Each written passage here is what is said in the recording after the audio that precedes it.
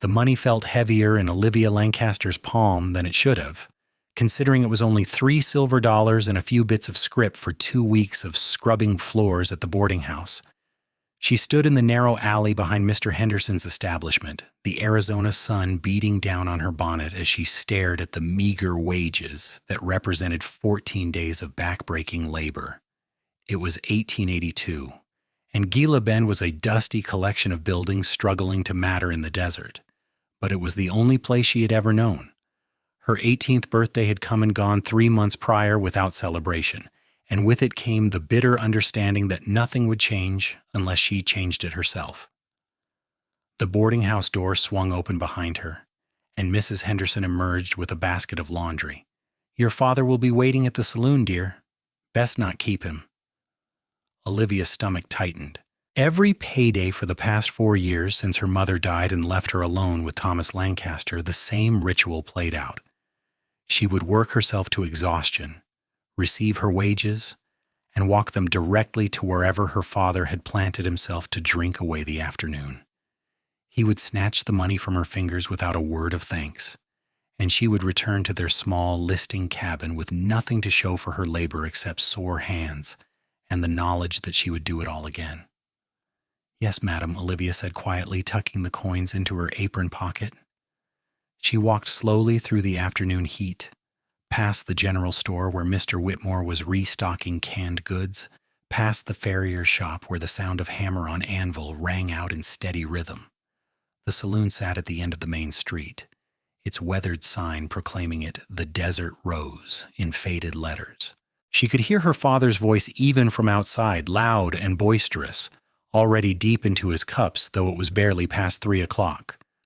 Olivia pushed through the swinging doors, letting her eyes adjust to the dimmer interior. The smell of stale beer and tobacco smoke made her nose wrinkle. Her father sat at a corner table with 2 other men she vaguely recognized as ranch hands from one of the spreads outside town. Thomas Lancaster was a big man, gone soft around the middle from too much drinking and too little work, but his hands were still strong enough to hurt when he wanted them to. "There she is," he called out, his words already slurring together at the edges. "My darling daughter, come to pay her old father's debts." The other men laughed uncomfortably. Olivia approached the table, already reaching into her pocket. She had learned years ago that resistance only made things worse. Her father would take the money either way, better to hand it over and leave quickly than to provoke his temper in front of witnesses who would do nothing to help her. "Here," she said, placing the coins on the table. Thomas Lancaster scooped them up with one meaty hand, not even counting them before shoving them into his vest pocket. "Good girl. Now get on home and make sure there is something for supper." Olivia turned to leave, grateful to escape so easily, when a voice from the bar stopped her. "Seems wrong a man taking his daughter's wages like that." She froze, as did everyone else in the saloon. The speaker was a cowboy she had seen around town a few times but never spoken to. He wore dusty trail clothes and a hat that had seen better days, and he was regarding her father with an expression of mild curiosity that did not quite reach his eyes. Those eyes were a startling blue, even in the dim light of the saloon. Thomas Lancaster's face darkened. "Seems like you should mind your own business, stranger." The cowboy took a sip of his whiskey, unhurried. "Maybe so, just strikes me as odd is all. Lady works hard for her money, seems like she ought to have some say in how it is spent." "She is my daughter and lives under my roof," Thomas Lancaster said, his voice rising. "What she earns is mine by right, and I will not have some drifter telling me otherwise." Olivia felt her cheeks burning. She wanted to sink into the floorboards, to disappear entirely. "It is fine," she said quietly to no one in particular. "Please, it is not a problem." The cowboy looked at her then, really looked at her, and she felt something shift in the air between them. His expression softened, though his voice remained steady. "My apologies, miss. Did not mean to cause you trouble." He tipped his hat to her, and she fled the saloon before her father could work himself into a real rage. She could hear Thomas Lancaster cursing the cowboy as she pushed through the doors into the brutal sunlight, her heart pounding against her ribs. No one had ever spoken up for her before. The shock of it left her shaken and strangely close to tears. She hurried home to the cabin that sat at the edge of town, little more than 4 walls and a roof that leaked when it rained. Inside, she found the usual mess. Her father's clothes scattered across the floor, dirty dishes piled in the wash basin, the stove cold and empty. She set about cleaning mechanically, her mind replaying the scene in the saloon over and over. 3 days later, she encountered the cowboy again at the general store. She was purchasing flour and beans on credit that Mr. Whitmore extended grudgingly, knowing that her father would eventually stumble in to pay at least part of the bill. The cowboy stood near the counter examining a box of ammunition with the same unhurried attention he had given her father's actions. When he noticed her, he straightened and touched the brim of his hat. Miss Lancaster. She was surprised he knew her name. Sir. Name is Mason Briggs, he said. I hope I did not get you into any trouble the other day. Olivia shook her head quickly. No more than usual. The words slipped out before she could stop them, and she immediately regretted the admission. But Mason Briggs just nodded, as if she had confirmed something he already suspected. He paid for his ammunition and a few other supplies, then lingered near the door as if waiting for her. When she finished her transaction and stepped outside, he fell into step beside her. I have been working at the Double J Ranch, about 10 miles north of here, he said conversationally. Good outfit. Boss is fair, pays on time. Olivia was not sure what to say to that, so she said nothing. They walked in silence for a moment before Mason Briggs spoke again. I've been thinking about what I saw the other day about your wages. She stiffened. It is none of your concern, Mr. Briggs. Call me Mason, and you are right, it is not my concern, but it does not sit well with me. He stopped walking, and she stopped too, turning to face him. If you wanted to keep some of your money for yourself, I could help with that. Olivia's breath caught. What do you mean? Mason glanced around to make sure no one was within earshot. I mean that if you wanted to hide some of your wages before your father takes them, I could help you find a safe place. Somewhere he would never think to look. It was a dangerous idea. If her father found out, he would be furious. But the possibility of having something of her own, of maybe one day saving enough to leave, sent a thrill through her that she had not felt in years. Why would you do that? She asked. You do not even know me.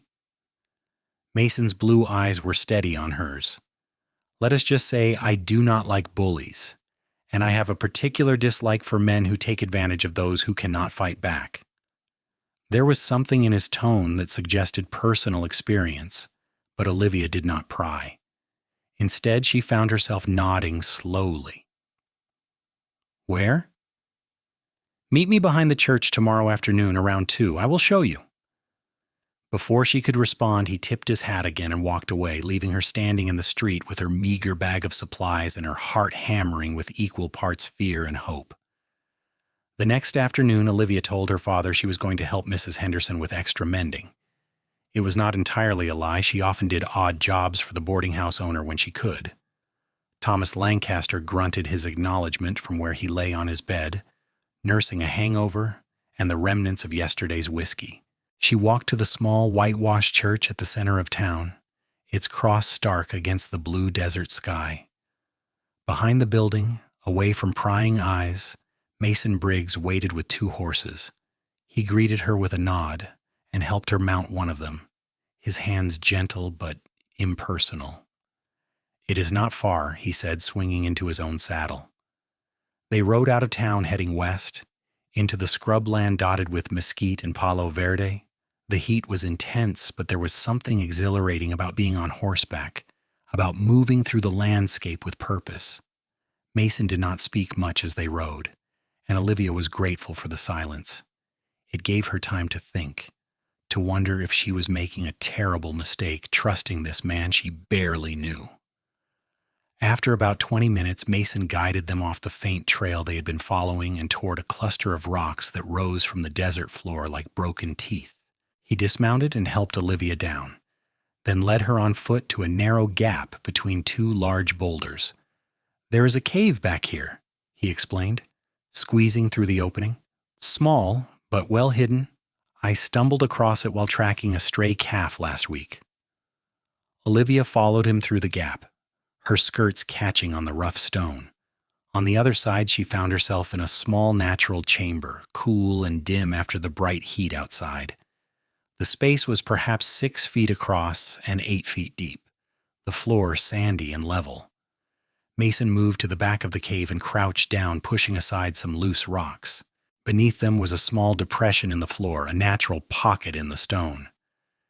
"You could hide a tin box here," he said, "cover it back up with these rocks and no one would ever know."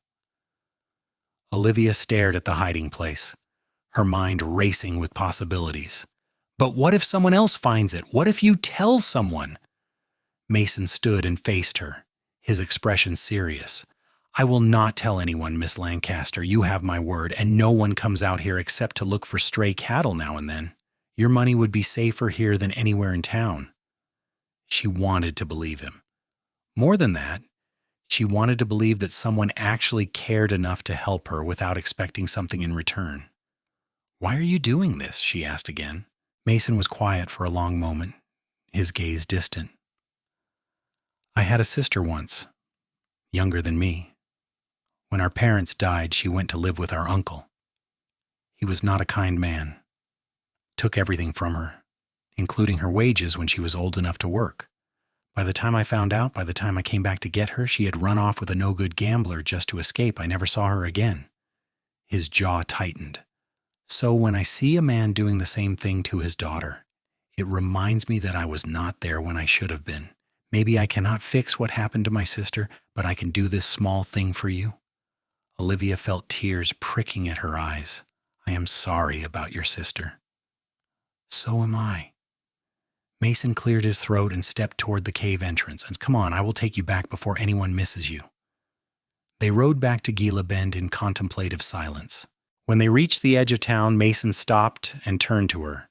"Your next payday is when?" "Next Friday." "I will meet you behind the church at noon. Bring a small tin if you have one. Even if you can only hide a few coins at first, it will add up." Olivia nodded, clutching the reins tightly. "Thank you, Mason." His answering smile was small but genuine. "You are welcome, Olivia." The use of her first name sent a flutter through her chest that she tried to ignore. This was business, nothing more. He was helping her out of guilt over his sister, not out of any particular interest in her. She had to remember that. But as she rode back into town and returned the borrowed horse to the livery, she could not quite suppress the warmth that had taken root somewhere behind her breastbone. For the first time in 4 years, she had something to look forward to. The week passed with agonizing slowness. Olivia went about her usual routine, scrubbing floors at the boarding house, cooking and cleaning for her father, trying to avoid his temper when he came home drunk, which was most nights. But now, instead of moving through her days with numb resignation, she felt a spark of defiance. Every time her father demanded something of her, every time he spoke to her with casual cruelty, she thought about the cave in the rocks and the money she would soon start hiding there. She found an old tobacco tin in the back of a cupboard, rusted but serviceable. She cleaned it carefully and hid it under her mattress, checking on it obsessively to make sure her father had not discovered it. Friday arrived bright and hot, the sun merciless as always. Mrs. Henderson paid her at noon, placing the coins in her hand with a sympathetic look. "You work hard, Olivia. I wish there was more I could do for you." "Thank you, madam. This is enough." It was not enough, not even close, but it was what she had. Olivia slipped around to the back of the boarding house and carefully counted out the money. $3.40. Her heart pounded as she made a decision that felt both terrifying and necessary. She put $2 into her apron pocket for her father and the rest into the tobacco tin, which she concealed in her other pocket beneath her handkerchief. She walked to the church with quick steps, her eyes scanning the street for any sign of her father. He was usually at the saloon by this time, but she could not be too careful. Mason was already waiting behind the church with the horses, and relief flooded through her at the sight of him. "You came?" he said, as if there had been some doubt. "Of course." They rode out to the cave in record time, both of them aware that she could not be gone long. Inside the cool chamber, Olivia placed the tobacco tin in the depression Mason had shown her and carefully covered it with rocks. Her hands shook slightly as she worked, the reality of what she was doing finally hitting her. If her father found out, there would be hell to pay. "No one will find it," Mason said quietly, as if reading her thoughts. "I promise." Olivia stood and brushed the dust from her skirts. "I should get back." But as they emerged from the cave into the brilliant sunlight, she found herself hesitating. "Mason, would you tell me more about your sister sometime? What she was like?" He looked surprised by the question, but he nodded. "Sure. There is not much to tell, but what there is, I will share." They rode back toward town, and this time Mason began to talk. He told her about growing up in Texas, about his sister Caroline, who was 6 years younger and had their mother's red hair and quick laugh. He told her about the ranch they had lived on and how their parents had died in a fever outbreak when he was 19 and Caroline was 13. He described the guilt he still carried about leaving her with their uncle while he went to work on other ranches, sending money when he could, but not realizing what was really happening to her. Olivia listened, asking occasional questions, and found herself fascinated by this glimpse into someone else's life. Mason was a good storyteller, his voice steady and warm, and she could tell that talking about his sister was both painful and cathartic for him. By the time they reached the outskirts of Gila Bend, she felt as if she knew him better than she knew most people in town, despite having spent only a few hours in his company. "Thank you for listening," Mason said as they dismounted. "I do not talk about Caroline much these days." "Thank you for trusting me with it," Olivia replied. Their eyes met, and for a moment something passed between them that was more than just shared confidences. Then Mason looked away, clearing his throat. "You should go. Your father will be waiting." The reminder was like cold water. Olivia nodded and hurried toward the saloon, her hand in her pocket clutching the $2 that would soon disappear into her father's endless thirst. Thomas Lancaster was indeed waiting, already irritated at having to wait even a few extra minutes. Olivia handed over the money without a word, and he counted it with bleary eyes. "Seems light," he said suspiciously. "Mrs. Henderson had to dock me for breaking a dish," Olivia lied, her voice steady despite her racing heart. Her father grunted, either believing her or too drunk to care. "Get on home then, and pick up some beans from Whitmore on the way. Tell him I will pay him next week." It was a lie, they both knew it, but Olivia nodded and left. She felt shaky with relief and residual fear. She had done it. She had hidden part of her wages and survived the lie. It was a small victory, but it was hers. Over the following weeks, a pattern emerged. Every payday, Olivia would hide a portion of her wages, sometimes as much as half, sometimes only a few coins, depending on what she thought her father would accept without question. She became adept at lying, at inventing reasons why her pay was short. And every payday, Mason would meet her behind the church and ride with her to the cave. Those rides became the highlight of her existence. Mason began to arrive a little earlier each time, and they would talk for a few extra minutes before heading back. He told her about the ranches he had worked on, the cattle drives he had been part of, the vast open spaces of Texas and New Mexico. She told him about her mother, who had been kind and gentle and had died too young. She told him about her dreams of leaving Gila Bend someday, of seeing something beyond the desert and the dust. "Where would you go?" Mason asked one afternoon as they sat in the shade of the rocks near the cave entrance, sharing a canteen of water. "I do not know," Olivia admitted. "Somewhere green, maybe. Somewhere it rains more than twice a year. California, perhaps, or up north to Oregon." "Oregon is beautiful," Mason said. "Worked on a ranch there for a summer once. Everything is so green it almost hurts your eyes after the dessert." "That sounds wonderful." He looked at her thoughtfully. "How much have you saved so far?" "Almost $20, Olivia said, unable to keep the pride from her voice. "More money than I have ever had in my life." "That's a good start. Keep it up. And by this time next year, you will have enough to travel wherever you want." The thought made her giddy. A year seemed like both an eternity and no time at all. "What about you?" she asked. "Do you plan to stay at the Double J?" Mason shrugged. "For a while I like the work and the boss treats us fair, but I'm always moving eventually. That is the nature of this life." Something about his words made her chest tighten with an emotion she did not want to examine too closely. The idea of Mason leaving, of these rides and conversations ending, was more distressing than it should have been. He was just helping her, she reminded herself. Just doing a kind thing out of guilt over his sister. She should not read anything more into it. But as summer deepened into fall and the brutal heat began to ease slightly, Olivia found it harder and harder to lie to herself. She looked forward to seeing Mason with an intensity that went beyond gratitude. She noticed details about him. The way he squinted when he smiled. The calluses on his hands from hard work. The way he always made sure she drank water first from the canteen.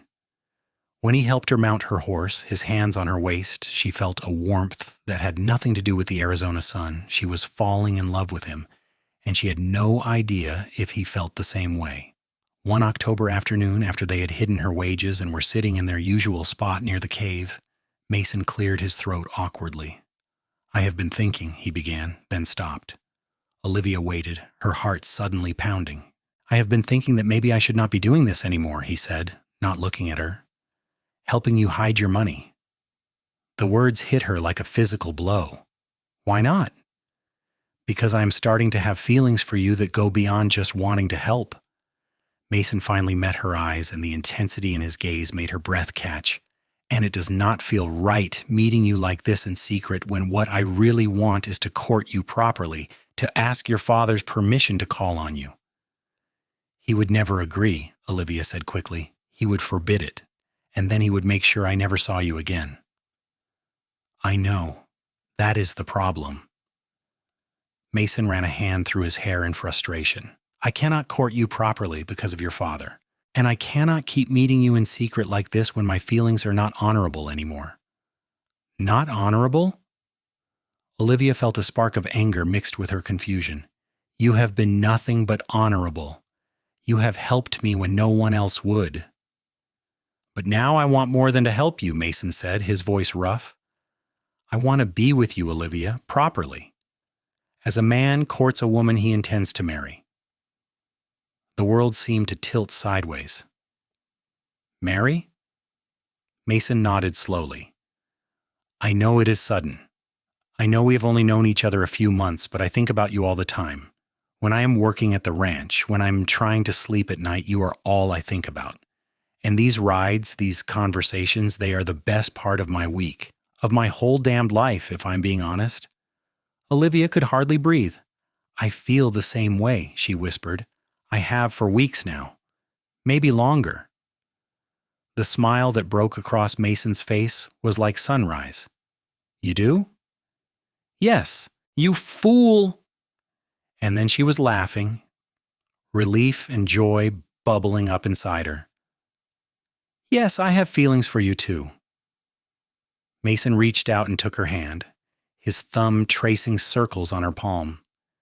"Then we need to figure out what to do about your father." The mention of Thomas Lancaster was enough to dampen Olivia's happiness. "There is nothing to do. He will never let me go, and even if he did, he would want money for it like I am livestock to be sold." "Then we will pay him," Mason said firmly. "How much do you have saved now?" "Almost $35. And I have about 60 put aside. That is nearly $100 between us. That has to be enough to convince him to let you go." Olivia shook her head. "You do not know him. He will take the money and still say no. Or he will take it and demand more. There is no reasoning with him when it comes to money and drink." Mason was quiet for a long moment. "Then maybe we do not reason with him. Maybe we just leave." "Run away?" The idea was terrifying and thrilling in equal measure. "Why not? You are 18. Old enough to make your own choices. We could go to California like you talked about. I could find work on a ranch, and you could do whatever you wanted. We could get married, start a life together away from here." It was everything Olivia wanted, and everything she was afraid to hope for. "He would come after us," Let him try. Once we are married, there is nothing he can do. You would be my wife, not his property." Olivia thought about it, her mind racing through possibilities and consequences. She thought about spending the rest of her life in that tilting cabin, scrubbing floors at the boarding house, handing over her wages every week until she was old and broken. She thought about Mason leaving eventually, moving on to another ranch, another town, and her never seeing him again. And she thought about the alternative, riding away from Gila Bend with Mason at her side, starting fresh somewhere green and new. "When?" she asked. Mason squeezed her hand.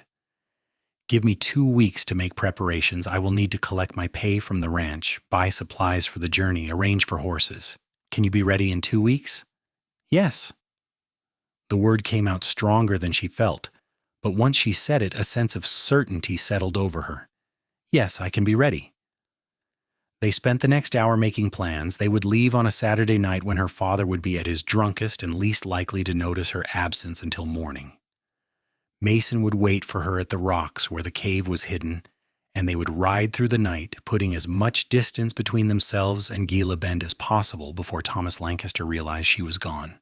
As they rode back toward town that afternoon, Olivia felt as if she were floating. Mason kept glancing at her and smiling, and she could not stop smiling back. When they reached the edge of town and dismounted, he pulled her close for a brief, fierce embrace. 2 weeks, he said into her hair, "and then you will be free." "We will be free," she corrected.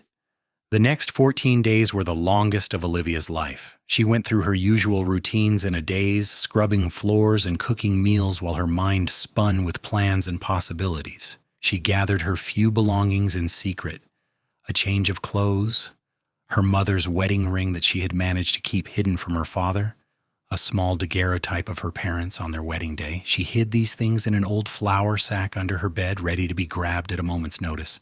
She saw Mason only once during those 2 weeks, on her regular payday when they rode out to add more money to her hidden stash. Neither of them touched the cash. They would collect it all on the night they left. Mason reported that he had purchased 2 good horses and saddles, along with enough supplies for 2 weeks of travel. He had also scouted the best route west, avoiding the main roads where they might be spotted and followed.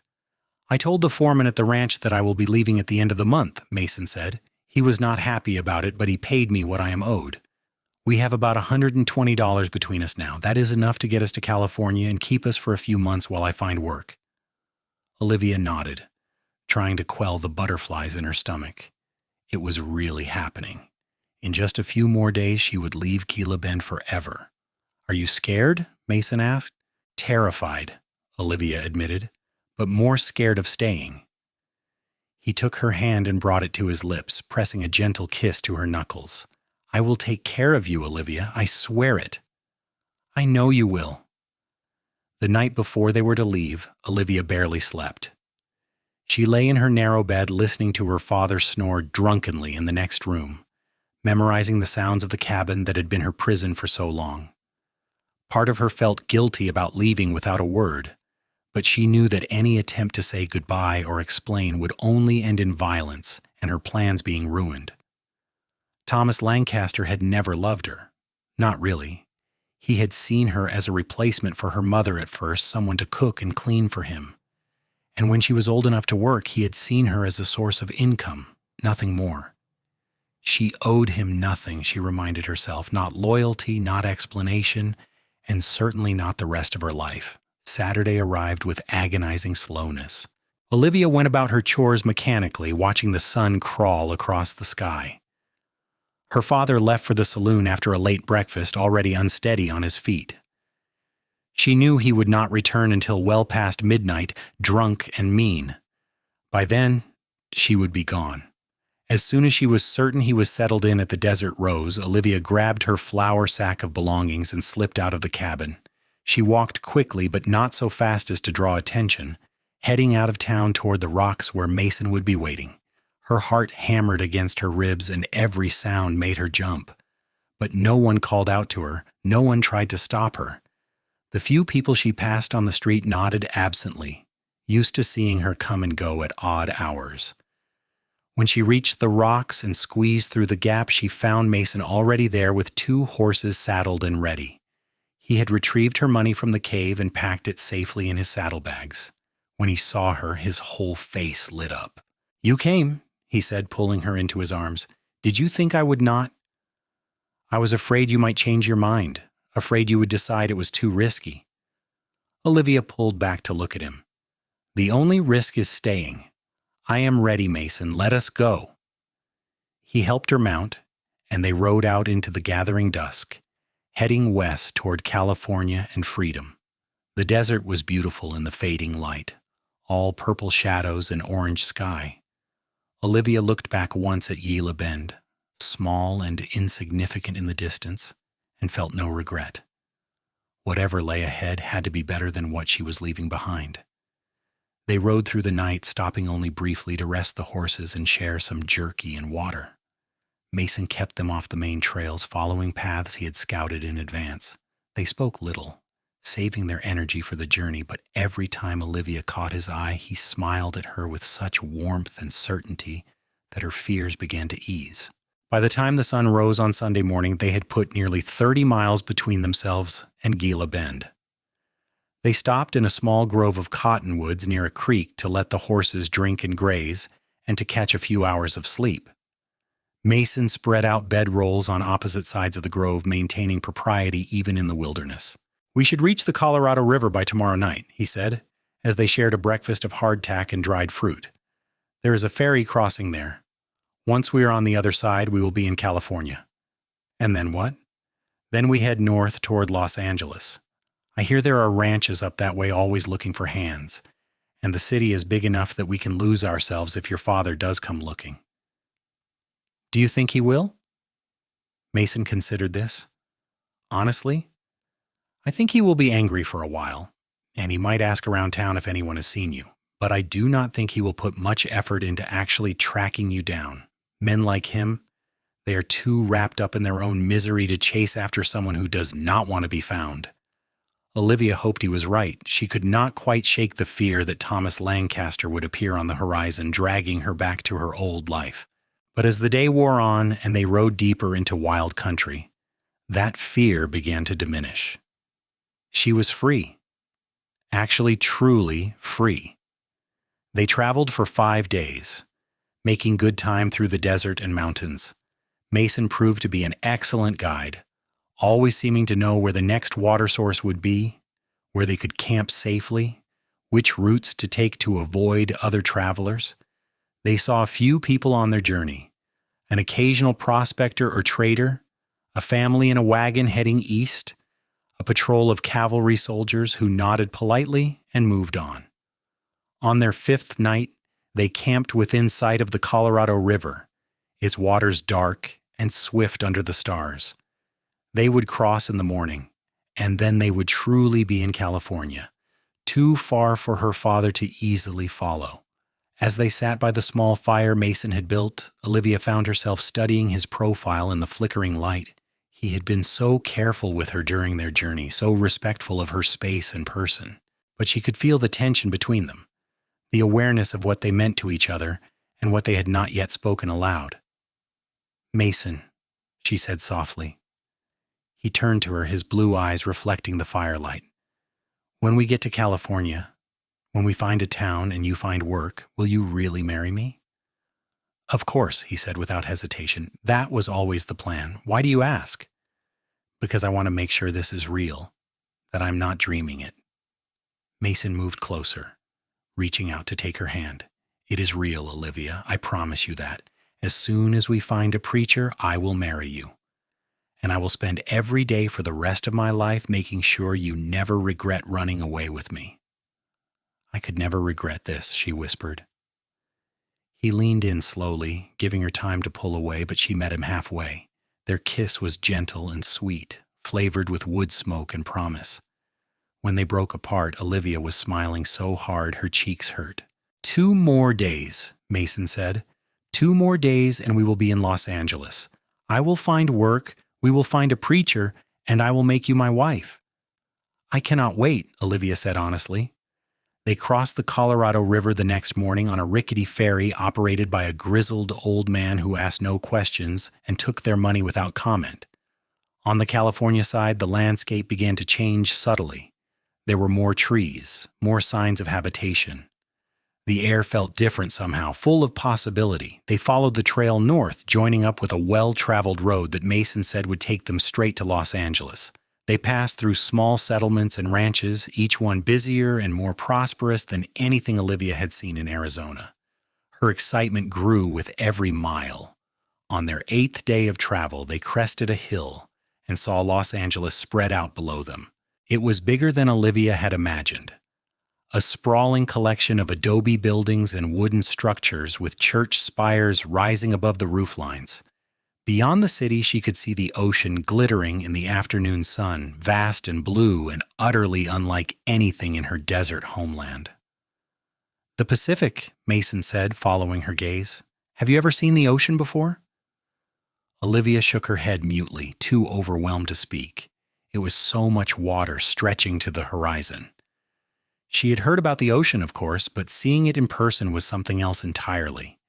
They rode down into the city, navigating the busy streets filled with wagons, horses, and people from every walk of life. Mason found a respectable boarding house run by a Mexican woman named Senora Reyes, who agreed to rent them 2 rooms at a reasonable rate. She eyed them knowingly when Mason explained they were newly arrived and planning to marry soon, but she asked no prying questions. That evening, after they had cleaned up and eaten a proper meal for the first time in over a week, Mason took Olivia for a walk through the city. They found their way to the beach, where they stood watching the waves crash against the shore as the sun set in a blaze of orange and pink. "It is beautiful," Olivia said, her voice hushed with wonder. "So are you," Mason replied. And when she looked at him, he was not watching the sunset at all. He was watching her. She felt herself blush, but she did not look away. "What do we do now?" "Now we find a church and a preacher. And then, if you are still willing, you become Mrs. Olivia Briggs." "I am more than willing," she said. They were married 3 days later in a small mission church by a kindly priest who asked no questions about where they had come from or why they were in such a hurry. Mason bought a simple gold band from a jeweler, and Olivia wore her one good dress that she had packed in her flour sack. They had no guests, no family, no celebration. But when the priest pronounced them husband and wife and Mason kissed her for the 2nd time ever, Olivia felt happier than she had ever imagined possible. Senora Reyes let them move into a single room after the wedding, her eyes twinkling with approval. Mason found work at a large ranch just outside the city within a week, hired on as a horsebreaker and general hand. The pay was good, better than what he had made in Arizona, and the work was steady. Olivia found work too, taking in sewing and mending for the other boarding house residents and eventually for people throughout the neighborhood. Their life settled into a comfortable rhythm. Mason would leave before dawn to ride out to the ranch, returning in the evening dusty and tired, but always with a smile for her. They would eat dinner together in their small room, or sometimes at the boarding house table with the other residents. On Sundays, they would walk along the beach or explore the city, marveling at how different everything was from the harsh desert they had left behind. Months passed, then a year. Olivia grew more confident, more sure of herself. She made friends with the other women at the boarding house, learned some Spanish from Senora Reyes, and discovered that she had a talent for dressmaking that went beyond simple mending. Soon she was taking commissions for new dresses, earning more money than she had ever made scrubbing floors. Mason thrived as well. His skill with horses earned him a reputation, and the ranch owner gave him more responsibility and better pay. He began talking about saving up to buy their own small piece of land someday, maybe running a few head of cattle or horses. It was a dream that had seemed impossible back in Gila Bend, but here in California it felt within reach. They moved out of the boarding house after their first year, renting a small adobe house at the edge of the city with a garden where Olivia could grow vegetables and flowers. It was not much, but it was theirs, and Olivia loved every inch of it. She loved the way the morning sun came through the windows, The way Mason had built her a workbench for her sewing, the way they could sit on the small porch in the evenings and watch the sun set over the ocean in the distance. One evening in their second spring in California, as they sat on that porch watching the sky turn colors, Olivia reached for Mason's hand. "I have something to tell you," she said. He looked at her, immediately attentive. "What is it?" "I am pregnant. We are going to have a baby." Mason's face went through several emotions in rapid succession: shock, wonder, and finally pure joy. He pulled her into his arms, holding her tight but careful, as if she had suddenly become fragile. "A baby?" he said in wonder. "We are going to have a baby." "Are you happy?" Olivia asked, though she could tell from his reaction that he was. "Happy does not even begin to cover it," Mason said, pulling back to look at her. "You have given me everything, Olivia, a home, a purpose, and now a family. I do not deserve you." "Yes, you do," she said firmly. "You saved me, Mason. You gave me a life worth living. You deserve every bit of happiness we have built together." The baby, a boy, was born in November of 1883. They named him James, after Mason's father, and from the moment Olivia held him, she understood a depth of love she had never experienced before. Mason was a devoted father, coming home from the ranch to help with the baby whenever he could, walking the floors with James when he cried at night, making silly faces to coax out smiles. Watching Mason with their son, Olivia sometimes thought about her own father and wondered if he ever thought about her. She doubted it. Thomas Lancaster had likely drunk himself into an early grave by now, or if he was still alive, he was too mired in his own bitterness to spare a thought for the daughter who had escaped. She felt no guilt about leaving, no regret. Her life was here now, with her husband and son, far from the dust and disappointment of Gila Bend. When James was 6 months old, Mason came home from the ranch with news. The owner was retiring and selling off parcels of land to his most trusted employees. Mason had been offered 20 acres at a price they could afford with their savings. "It is good land," Mason said, his eyes bright with excitement.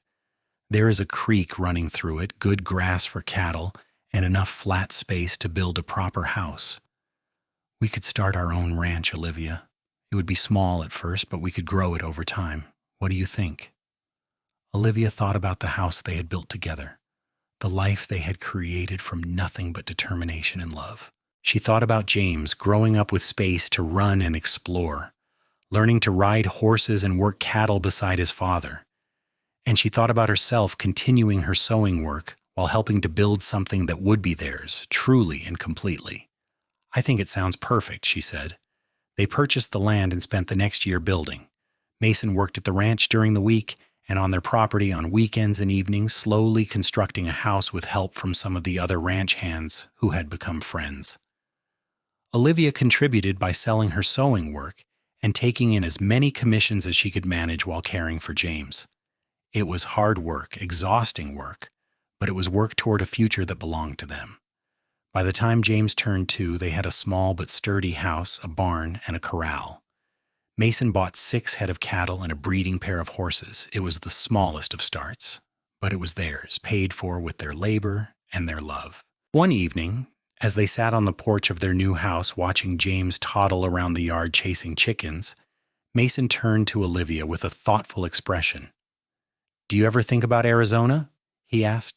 "Sometimes," Olivia admitted, "but not with longing. More like remembering a bad dream after you wake up." "Do you think your father is still alive?" "I do not know. I hope he found some peace, though I doubt it." She paused. "Do you ever hear anything about your sister? About Caroline?" Mason shook his head sadly. "No. I have asked around over the years, sent letters to the few people I know in Texas. No one has seen or heard from her. I have to accept that I may never know what happened to her." Olivia squeezed his hand. "I am sorry." "So am I, but I'm grateful that I was able to help you, that things turned out differently for you than they did for her. Maybe that is why we met, you and I. Maybe God knew I needed to save someone and he put you in my path." You did save me, Olivia said softly. In every way a person can be saved. 2 years later, their second child arrived, a daughter they named Charlotte, after Mason's mother. She had Olivia's dark hair and Mason's blue eyes, and from the start she was fierce and determined. James, now 4, was fascinated by his baby sister and insisted on helping with everything from diaper changes to feeding. The ranch grew slowly but steadily. Mason proved to have a good eye for cattle and horses, and his reputation for honest dealing brought customers from all over the region. Olivia continued her sewing, but as the children grew, she found herself more involved in the ranch work as well, helping with the books and even occasionally riding out to check on the cattle. Their life was not without hardship. There were years when the rain did not come, and they struggled to keep the cattle fed. There was a fever that swept through the region when Charlotte was 3, and they spent terrifying weeks nursing both children through it. And there were the everyday struggles of building a life from nothing, the exhaustion and frustration and moments of doubt. But through it all, they had each other. On the worst days when everything seemed to be going wrong, Olivia and Mason would find each other in the evening, and he would take her hand, and she would remember why they had run away together, why they had chosen to build this life. The love between them never faltered, never dimmed. If anything, it grew stronger with each passing year, deepened by shared struggle and triumph. When James was 8 and Charlotte was 4, they had their third child, another boy they named Thomas. It felt right somehow to give him that name. It had been her father's name, yes, but it had also been her grandfather's name, and she liked the idea of reclaiming it for something good. This Thomas would grow up loved and safe, knowing his worth had nothing to do with what he could provide for someone else. The ranch prospered over the years. By the time James was 15, they had grown their original 6 head of cattle to nearly 100, and their horses were sought after throughout Southern California. They had added on to the house, giving each child their own room and building a proper parlor where Olivia could entertain the friends she had made in the growing community around them. James showed an interest in ranching and worked alongside his father every day after school, learning the business inside and out. Charlotte, true to her fierce nature, became an excellent rider and had a way with horses that rivaled even Mason's. And young Thomas, still a child, showed signs of having his mother's head for numbers and his father's steady temperament. One afternoon when Olivia was 42 and Mason was 45, they rode out together to check on a section of fence that Mason thought might need repair. It was something they did often now that the children were old enough to manage things at the house for a few hours. These rides were their time to talk, to reconnect away from the demands of children and ranch work. They found the fence intact and decided to rest in the shade of an old oak tree that marked the boundary of their property.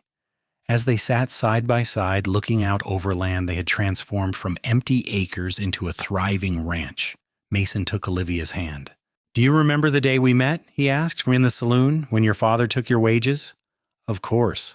I thought you were crazy speaking up like that." Mason laughed. "I probably was crazy, but I could not help myself. Something about you, about the resignation in your eyes, it reminded me so much of Caroline, and I thought, maybe this time I can actually do something. Maybe this time I can help." "You did more than help," Olivia said. "You gave me a life." "We gave each other a life," Mason corrected. "I was just drifting before I met you, moving from ranch to ranch with no purpose beyond the next paycheck. You gave me a reason to stay in one place, to build something real. You gave me a family." Olivia leaned her head against his shoulder. "Do you ever regret it?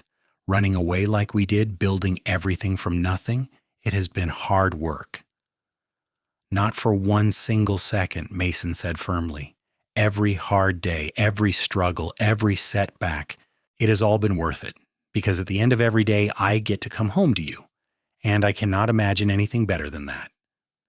They sat in comfortable silence for a while, watching the clouds drift across the blue California sky, so different from the harsh, unchanging blue of the Arizona desert where they had met. Olivia thought about the girl she had been, handing over her wages to her father in that dim saloon, hopeless and trapped. She could barely recognize that girl now.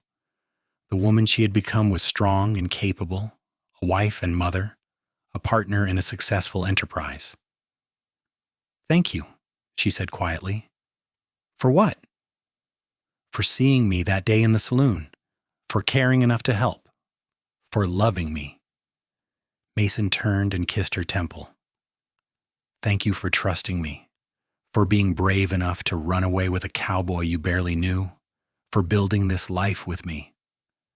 As they rode back to the house, Olivia felt a profound sense of gratitude and contentment. Her life had not been easy, but it had been good. She had known hardship and loss, but also love and joy and the satisfaction of creating something meaningful. She had broken free from a cage of her father's making and found freedom with a man who saw her as an equal, a partner, a person worthy of respect and love. The years continued to pass. James married a girl from a neighboring ranch when he was 22, and they built a house on the far corner of the property, expanding the family enterprise. Charlotte eventually married as well, though she waited until she was 25, having been too busy breeding and training horses to think much about romance before then. Thomas, the youngest, showed an interest in law and left for San Francisco to study, though he promised to return and help run the ranch once he finished his education. Olivia and Mason became grandparents, delighting in the next generation and marveling at how quickly time passed. They grew older together, their hair turning gray, their bodies wearing the evidence of decades of hard work. But their love never aged, never became stale or routine. They still took rides together when they could, still sat on the porch in the evenings holding hands, still looked at each other with the same wonder they had felt on that first ride out to the cave so many years ago. On their 30th wedding anniversary, Mason surprised Olivia with a trip to San Francisco to visit Thomas. They had not been away from the ranch together in years, and Olivia was nervous about leaving, but James and Charlotte insisted they could manage. In the city, Mason took her to a fine restaurant, the kind of place they never could have afforded in their early years. Over dinner, he pulled out a small box. "What is this?" Olivia asked, surprised. "Open it." Inside was a beautiful brooch, silver inlaid with turquoise. Olivia gasped at the craftsmanship. "It is beautiful, Mason, but you did not have to do this." "I wanted to," he said. "You have worn the same simple wedding band for 30 years because we always had something better to spend our money on. The children, the ranch, building our life, and you never once complained. But I wanted you to have something fine, something that shows how much you mean to me." Olivia felt tears prick her eyes. "You have given me everything that matters. I do not need jewelry." "I know you do not need it, but I wanted you to have it anyway." He reached across the table to take her hand. 30 years, Olivia. 30 years since you took a chance on a cowboy you barely knew. Best decision I ever made was helping you hide those wages. Second best was convincing you to run away with me. Best decision I ever made was saying yes, Olivia said, squeezing his hand. To all of it. They spent 3 wonderful days in San Francisco with Thomas, who was doing well in his studies and promised to be home for Christmas. On the train ride back to Los Angeles, Olivia wore the brooch pinned to her collar, and every time she caught her reflection in the window, she smiled at the glint of silver and turquoise. When they arrived home, they found the ranch running smoothly under James and Charlotte's management, just as they had promised. But more than that, they found a surprise party waiting for them. The children had invited friends and neighbors, people from all over the county who had come to celebrate Mason and Olivia's anniversary. It was overwhelming and wonderful. People gave speeches about what good neighbors they were, how they had helped build the community, how their love story was an inspiration. Olivia listened to it all with a sense of unreality. Had she and Mason really done all that? Had they really built something that mattered not just to their family, but to the wider community? Looking around the room at their children and grandchildren, at the friends they had made over 3 decades in California, she realized that they had. They had built a life of meaning and purpose, a life rooted in love and hard work and mutual respect.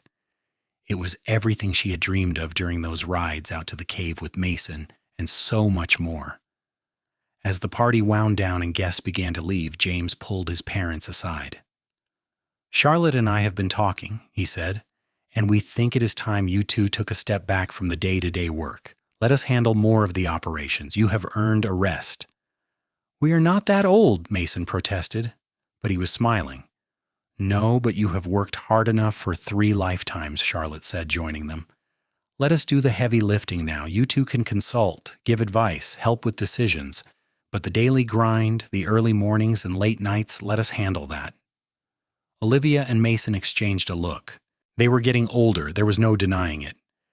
And the idea of having more time together, of being able to rest and enjoy the fruits of their decades of labor, was appealing. "We will think about it," Mason said finally. But they both knew they would agree. It was time to let the next generation take over, to trust that they had raised their children well and taught them everything they needed to know. And so their lives shifted once again. Olivia and Mason spent more time together, taking longer rides, visiting friends, traveling occasionally to see Thomas in San Francisco. They became the elders of the family, the keepers of stories about how things used to be, the ones grandchildren came to for advice and comfort.